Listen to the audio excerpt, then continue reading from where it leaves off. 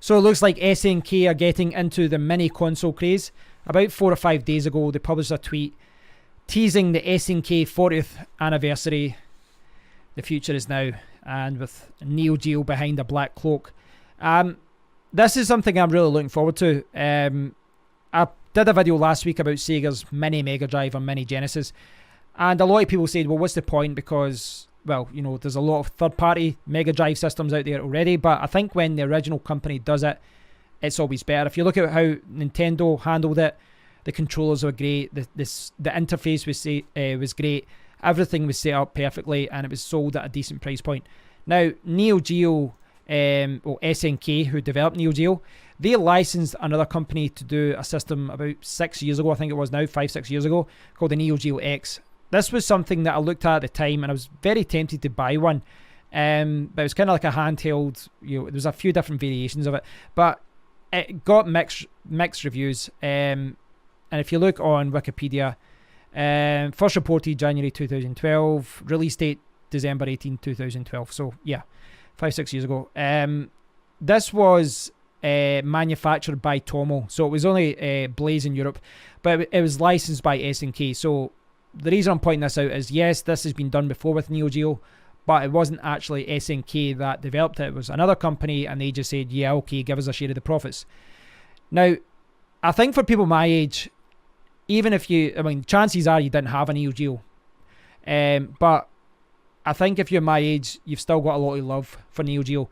When I was younger, you know, there was Sega in the arcades, there was Konami in the arcades, there was Capcom and all that, but Neo Geo arcades were hugely popular.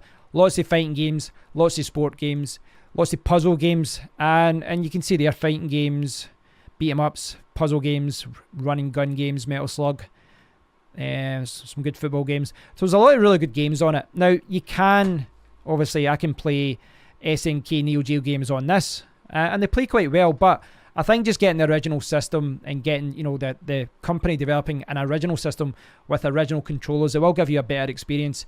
And as I said, not many people owned the Neo Geo because it was ridiculously expensive. You could buy one yourself, because essentially it was just, you know, the you could buy it as I think you could get like the console, yeah. So you can see the cartridges there. Now you could just buy this for your home, but it was thousands of dollars, and the games were hundreds of dollars each.